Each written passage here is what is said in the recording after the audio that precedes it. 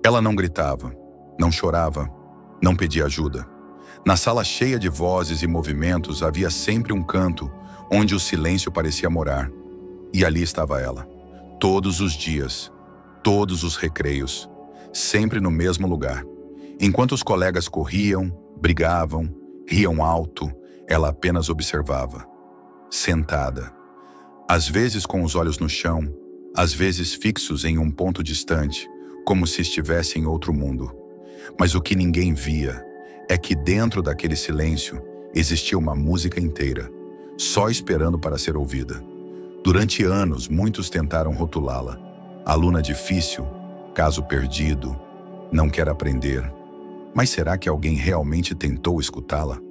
Hoje você vai conhecer uma história que desafia rótulos. Uma história sobre silêncio, exclusão, descobertas e, principalmente, sobre o poder de um único gesto. Porque, às vezes, tudo o que alguém precisa é que alguém aperte o play. O nome dela é Lara, 7 anos. Roupas simples, mochila sempre bem organizada, mas um olhar difícil de decifrar. Lara não falava muito. Aliás, quase nunca falava. Seus pais, Andréia e Fábio, demoraram a perceber que havia algo diferente. Ela era o primeiro filho do casal, e como muitos pais, eles acreditaram que cada criança tem seu tempo. Mas conforme os anos passavam, e outras crianças da idade de Lara começavam a interagir, a brincar em grupo, a contar histórias e responder perguntas, Lara continuava ali, silenciosa, distante, na dela. Ela não gostava de toque, nem de festas, barulho ou mudanças bruscas na rotina. Chorava quando alguém mudava os móveis da sala. Entrava em pânico se a luz da cozinha piscava, mas ficava horas admirando as sombras que o sol projetava na parede. Horas, em silêncio, em paz. Na escola, os professores enfrentavam dificuldades. Ela não respondia às chamadas, não participava das atividades em grupo e raramente olhava nos olhos de alguém. As outras crianças começaram a estranhar, depois a zombar e então a ignorar. Andréia tentou conversar com os professores, com a direção da escola, mas as respostas eram sempre vagas. É uma fase... Ela é tímida. Talvez precise de limites mais firmes. Mas no fundo, ela sabia que não era isso. Havia algo mais, algo que ninguém estava enxergando e, principalmente, algo que ninguém estava tentando entender. Enquanto isso, Lara permanecia como sempre, no canto da sala, desenhando círculos com o dedo na mesa ou mexendo nas pontas do cabelo, sem fazer bagunça, sem chamar atenção, sem existir aos olhos do mundo. A manhã da reunião começou como qualquer outra, mas Andréia já sabia, no fundo sabia, que aquele encontro com a diretora não seria como os outros. Ela chegou à escola com o coração apertado. Tinha esperança, mas também medo. Na sala de reuniões estavam a diretora, uma coordenadora pedagógica e a professora de Lara. Nenhuma delas sorriu. A diretora foi direta. Nós estamos preocupados. A Lara não responde, não se comunica, não interage. Achamos que ela está atrapalhando o ritmo da turma. Andréia engoliu seco. Atrapalhando como? A resposta veio como um golpe. Ela não aprende, e sinceramente talvez nunca aprenda. Silêncio. Um silêncio que parecia arrancar o ar dos pulmões de Andréia. A coordenadora tentou suavizar. Ela pode precisar de uma escola mais especializada. Aqui temos dificuldades para oferecer o suporte que ela exige. Mas não era isso que doía. Era a palavra que ficou ecoando. Nunca. Nunca iria aprender. Nunca iria acompanhar. Nunca seria capaz. Andréia saiu da reunião com os olhos marejados, mas cabeça erguida. Ela olhou para a escola pela última vez naquele dia e sentiu um aperto no peito. Não era só uma instituição de ensino que estava rejeitando sua filha. Era um sistema inteiro que parecia incapaz de ver além do que era óbvio. Em casa, Lara estava sentada no chão da sala. Brincava com o mesmo objeto há quase 1 hora. Um pequeno controle remoto quebrado, desmontado em várias peças. Ela não olhou para a mãe quando Andréia chegou, mas seus dedos não pararam de mover as engrenagens com delicadeza e precisão. Naquele momento, Andréia sentiu. Não, Lara não era incapaz. Ela apenas não falava a mesma língua da escola. Foi então que ela decidiu.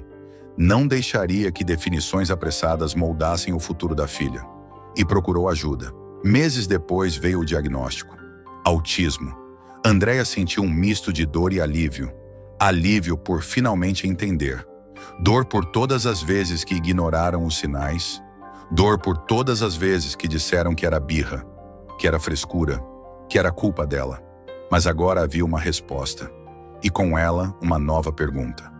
Como transformar essa dor em força? A rotina seguia entre tentativas frustradas de inclusão e os silêncios de Lara. Mas o que ninguém esperava era que tudo começaria a mudar com um gesto simples. Um gesto tão cotidiano que passaria despercebido, não fosse pelo que desencadeou. Era uma tarde comum, num novo centro de apoio escolar, onde Lara havia sido acolhida. Ali o ambiente era menos barulhento, as luzes mais suaves, os olhares menos julgadores. Andréia a levava todos os dias, sentando-se num cantinho enquanto ela participava de atividades em pequenos grupos. Mas Lara, como sempre, preferia o canto da sala. Ali ficava, como se o mundo inteiro estivesse distante demais. Até que um dos terapeutas, ao observar a cena repetida dia após dia, decidiu tentar algo diferente. Ele trouxe um pequeno aparelho portátil de som. Sem dizer uma palavra, apenas o colocou sobre a mesa e apertou o play. Era uma música instrumental, suave, com um toque de piano, quase como uma melodia de ninar. E naquele instante, algo mudou. Lara parou de balançar o corpo. Seu olhar, até então vago, pareceu se fixar em algum ponto invisível no ar. Os dedos, antes inquietos, começaram a se mover num ritmo preciso. Ela não disse nada, mas começou a acompanhar com o corpo, o compasso, a melodia, a estrutura invisível que a música revelava. Naquela tarde, pela primeira vez, Andréia viu a filha interagir com algo além de seu próprio mundo. Não com palavras, mas com expressão, com ritmo, com vida. No dia seguinte, o terapeuta repetiu o experimento e Lara reagiu da mesma forma. Na semana seguinte, tentaram diferentes sons e descobriram. Lara respondia a padrões musicais com uma sensibilidade impressionante. Ela reconhecia variações de tom, antecipava mudanças de compasso e reagia com movimentos delicados, quase coreografados. Foi então que Andréia teve a ideia. E se a música não fosse só uma resposta, mas uma ponte? Ela passou a tocar músicas em casa. Descobriu que Lara sorria com Debussy, relaxava com Satie e ficava elétrica com algumas trilhas de filmes antigos. Mais que isso, a filha começou a associar emoções às melodias. E pela primeira vez, começou a olhar nos olhos da mãe por mais de alguns segundos. Era como se, em meio à sinfonia do mundo, Lara tivesse encontrado uma frequência só dela. Uma frequência que agora Andréia conseguia ouvir. Aos poucos, o que parecia um acaso se transformou em estratégia. A escola passou a usar a música como parte do processo de aprendizagem. Durante as atividades, Lara podia ouvir certas trilhas com fones de ouvido, e os resultados começaram a surgir. Ela ainda não falava frases completas, mas passou a cantarolar sons com entonações próximas às palavras. Seus desenhos, antes rabiscos desconexos, agora seguiam padrões, formas geométricas, repetições rítmicas, quase como partituras visuais. Numa das apresentações internas da escola, em uma tarde que Andréia jamais esqueceria, aconteceu algo inesperado. A turma preparava uma pequena exibição de fim de semestre. Não era um evento para os pais, apenas uma confraternização entre educadores e alunos. Lara estava sentada, como sempre, no cantinho, com seus fones e seus papéis coloridos. Até que, na hora final, quando um dos professores colocou uma música instrumental no som ambiente, uma peça de Iruma chamada River Flows in You, Lara levantou, sem avisar, sem hesitar. Apenas se levantou e caminhou até o centro da sala. Fez silêncio. Todos os olhares se voltaram para ela. Surpresos, incrédulos, quase sem respirar. Lara começou a mover o corpo com uma leveza delicada, sincronizada com a música. Era como se ela fosse feita da própria melodia.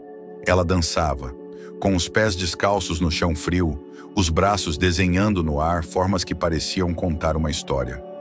Uma história que ninguém sabia, mas que todos compreendiam. Algumas crianças riram de nervoso, outras observaram em silêncio. Mas nenhum adulto naquela sala conseguiu conter as lágrimas. Era como assistir a uma alma emergir de dentro de um casulo, em pleno voo. Ali, diante de todos, Lara não era mais a menina do canto. Era uma artista, uma comunicadora, uma ponte entre dois mundos.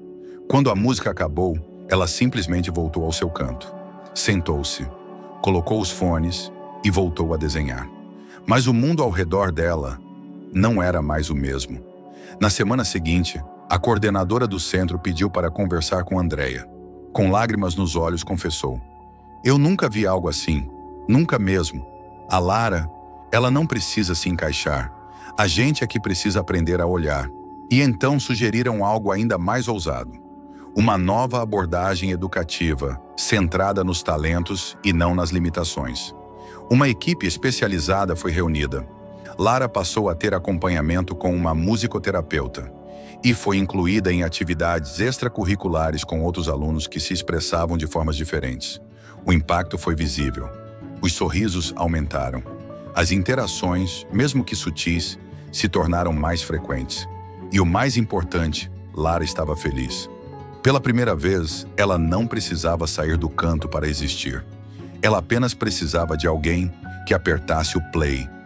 E se Lara não tivesse tido aquele momento?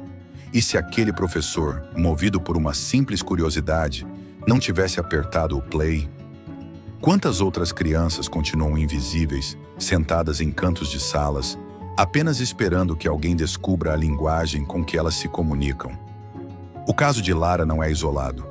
Segundo a Organização Mundial da Saúde, 1 em cada 100 crianças no mundo está no espectro autista, e muitas delas, como Lara, possuem talentos, habilidades e formas únicas de ver e interagir com o mundo, que passam despercebidas quando a escola só foca no que falta e não no que existe.